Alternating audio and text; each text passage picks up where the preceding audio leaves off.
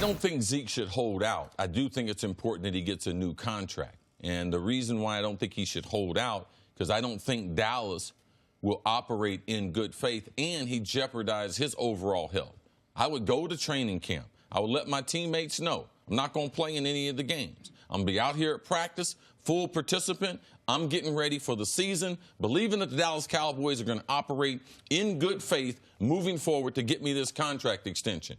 Also, the reason why I believe he should get the contract extension, because they getting ready to pass out a bunch of money. Yes. That if I get nicked or something, will that money be there for me in a year or a year and a half? So now is the time. He's the best player on the Cowboys team. His value to the franchise, he is invaluable. Now, just because in the last couple of years that he's had some mishaps off, that to me would, if I'm his agent, I'm pressing the issue even more. I don't want to go through another offseason without these guaranteed money. So if I'm Zeke, I'm going to training camp, but I let the team know I'm not participating in any games. And if I don't have a contract by the 4th preseason game, I will not be there the first week of the season. And that right there will get the team's attention. But I believe he will be more successful in going to camp compared to sitting at home, potentially gaining weight, not being in sync with his teammates, because his teammates will respect this approach more so than just a holdout, especially with 2 years left on the deal. I think that approach actually is the exact right one, which is make it clear to the team, I'm going to show up. I'm going to be a good soldier as long as you guys operate in good faith. And we over these next, if you say if I don't have a new contract by training camp, now you only got a couple weeks. But if you say I'm going to give you, we got 50 days till the start of the season, 7+ weeks to get this done. But understand, if you don't get it done, I am not going to be there for the regular season. I think that might be the best way to thread the needle, because I think this is a wildly important year for the Dallas Cowboys because they're about to hand out all that money. I happen to think they're the best team in the division.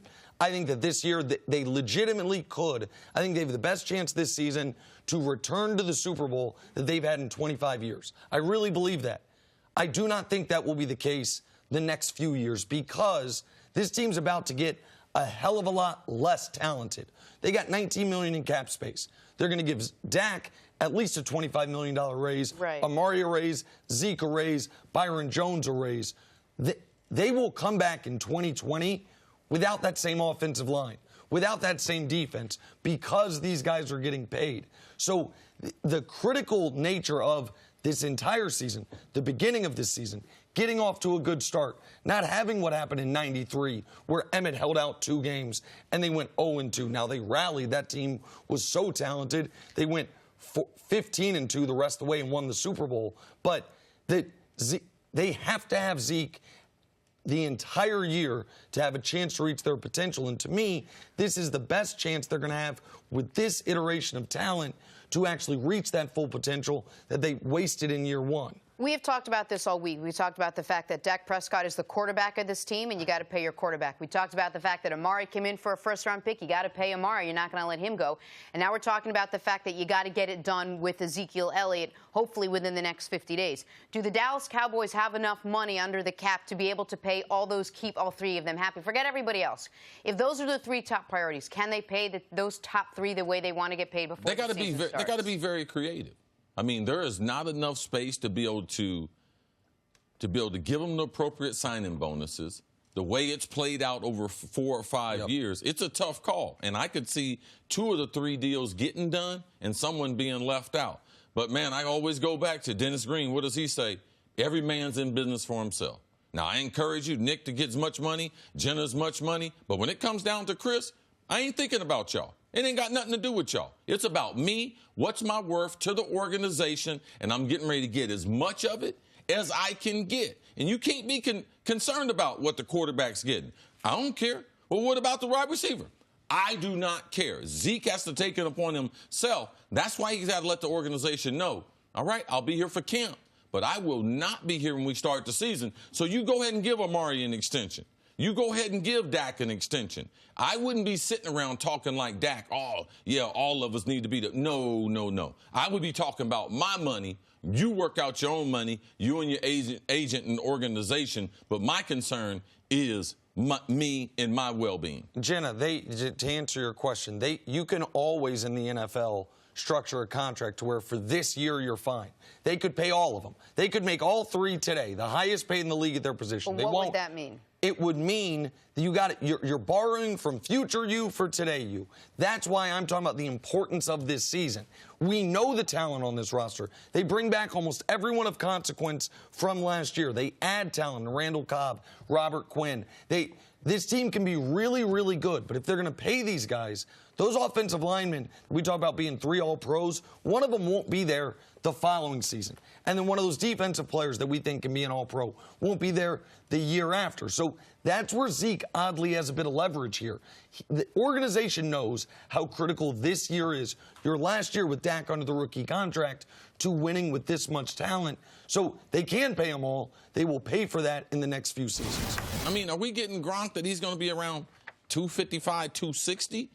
Are we getting some other type of If Gronk? you got the Gronk from last year, if the player he was, which was not the player he once was, but the player that we last saw in the Super Bowl. At that weight. How much would that Gronk improve this team? That dude is dead, man.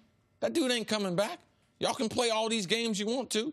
When you don't do the type of training for the NFL, you set yourself up, number one, to get hurt, and there's no way that he can achieve the success because a lot of it was built on his size, his power, and the overall attitude of how he's going to play football. So I was just reading a little bit about what he's been doing. No more weights since last season. He's only using bands, which, as you know, is a lot of stretching. He took off all that muscle mass. There's no way with 50 days left to go that he's able, am I correct, to be able to put on the amount of mass he could use in his position. No. So blocking tight end. When you're getting an update from Gronk's girlfriend, oh, yeah, he's doing these bands. Well, y'all let me know the boyfriend that's doing band work that's getting ready for the NFL. So for me, I'm not going to say, after 16 years of getting ready to play in the NFL, and I think in 14 of those seasons, I think I played at least like 15 games. Yep. Like, you just don't wake up out of bed, I'm going to do some band work, and that's going to keep you healthy in the NFL. He can't make it through NFL practices. Last year, he tried the TB12 method. End up getting hurt. Gronk has gotten hurt when he's been in the best physical shape. How he does his job is physical. New England right now, they're about being a physical team. Him, Devlin, Sony Michel running the football with that offensive line. The offensive line is the best group besides their secondary, which I believe is the best in the league. Gronk can't play the style of football, so that 40% report and everything, that's a bunch of BS. But this is the ultimate, with respect, do as I say, not as I do, because you know it's a bad idea, not only because of your experience covering the game, but because you attempted something similar and you mentioned 14 of your 16 seasons, you played the full season, essentially. The one year you didn't, you broke your collarbone, right? Yep. When you missed 4 weeks. Yep. That was early. Then you went a dozen straight years playing the whole year. And then that final year, when you tried to come back, your body wasn't ready, and you got a lacerated spleen, and you ended up punched something terrible in the hospital. So even if it's a bad idea for Gronk to come back, I don't think we can close the door to him doing it. And even if we think he can't be ready in 50 days, the idea that he can't be ready by week 12, that he can't be ready by later, or at least think he's ready later in the season, we do see guys come back, whether it's... Yeah, you might see him some other places, but you don't see him in the most predictable franchise in all sports. You don't see him with a team that's dominated pro football for the last 20 years. You might see that on the Raiders. You might see that on some ragtag outfit, Cleveland a couple years ago, but you don't see New England. Hey, Bill Belichick, you know what I'm going to do? I'm going to stay at home and get ready while you guys go out there and go through the grind. Bill Belichick, remember last year we talked about them practicing in the cold, right, doing all those things that get a football player ready for what he's got to endure. Gronk hadn't done anything to get ready for the season. So y'all can talk about it. So that's really interesting. So if we don't see Gronk on the gram for the next couple months, and over the next couple months he puts on some weight, not all the weight, but some of the weight back. And if at the end of September he calls up Bill Belichick and says, "Hey, after Thanksgiving, I think I'll be ready to play," you think Belichick would say, "We appreciate the interest, but no"? You think they wouldn't allow him? I think Bill Belichick will surprise you by the questions that he would ask Gronk. Well, why now? Well, what is it now? Well, why do you want to play now? I just don't believe it's as simple as you put it. Football and professional football is hard, all right? This is something I'm not guessing about. This is something I know. Guys right now are breaking their back, trying to get in these last 2 weeks, trying to get that last little bit of conditioning so they can make it through the season. Maybe they might be able to put on 2 to 5 pounds if they have a hard time, because during the season, once you start the season, you're not trying to get weight gains. You're trying to maintain your overall strength throughout the season, and that's what the offseason, so you're getting ready to eliminate that.